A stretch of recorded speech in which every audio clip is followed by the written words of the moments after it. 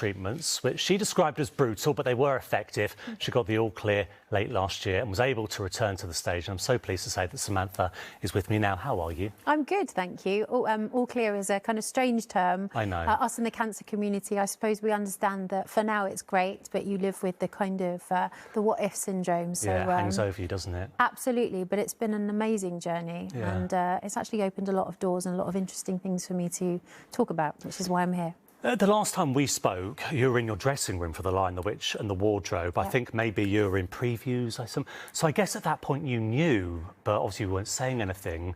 Yeah. I mean, that's an incredible pressure you had on you while starring in the West End. I think it was probably halfway through, yes, that's right, the technical rehearsals. Yeah. And so, like anyone, it's never a good place to find out. But actually, it's been an incredible journey, and it's linked me to some very influential and important people who are doing great things for outreach programmes and charities all around the UK. So I'm really passionate about trying to help as much as I can. Go on, tell us about that then. That's about getting recognition, isn't it, for local charities? Yes, so I'm working in conjunction with the lottery, and the lottery is actually responsible for giving up to £30 million per week to various different outreach channels and communities. And so they have an awards ceremony now. You can put your vote in on the 16th of May and find a kind of list of people that are doing the most incredible work.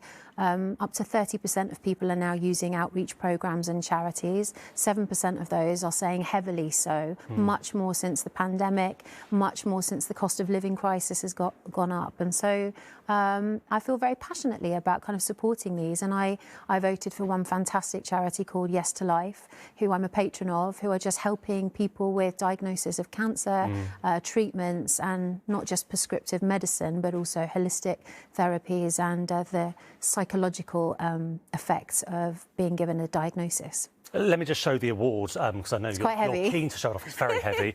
So as well as the money, they can get this award. Yes. It's really important, isn't it, that we have these charities in our communities that we can turn to in hard times? I think that's right. I think probably I remember in, pre-80s, there were lots of community centres and kind of centres where people could meet and reach out to people who maybe needed that. But now that's less apparent. And so these are just wonderful. I mean, the list of last year's nominees have been incredible. There's a couple who are working for the mental health of farmers, because obviously the Brexit situation has placed them in precarious situations.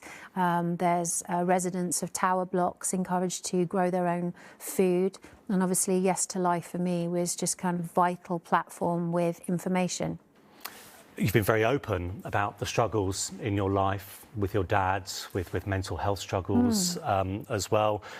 It's obviously you're having a lovely life, but things have been thrown at you, haven't they? It's fair to say that, isn't it? I think that's the same for everyone. I mean, the whole country at the moment seems to be kind of engulfed in post-pandemic fever and the cost of living. And so, actually, I've been very privileged to be surrounded by lots of people. I've been working.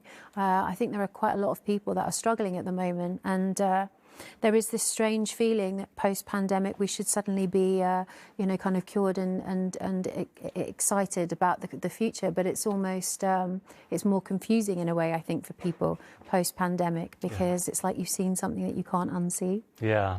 Should we turn to something much more cheery happening this weekend that you know all about? In 1991, you flew the flag, didn't you, for Britain in Eurovision? I think we can have a look at it here. We won't listen to it, we'll just see the picture, though. I remember this. This was fantastic. I mean, it's turned into such a huge spectacle, hasn't it? What's going to be going through the contestants' minds at the weekend? It's hard to tell. I mean, everyone's different. I met Greece's entry as a kind of 16-year-old lad who's very, very together and very controlled, and I envy that. And some people, obviously, it's quite a lot of panic. But I performed the night before last night in Liverpool for one of the opening parties on stage, and it was just phenomenal. The community of Euro fans is huge. Obviously, doing it for Ukraine feels very much like it's the right time. It's a kind of anti-war movement, isn't it, really? Yeah. So, it felt like a great time to do it. So I was very, very proud. Having seen the spectacle up in Liverpool, do you think it is bigger, though, than it was back in the early 90s? It's kind of different. I feel like it's taken a kind of turn.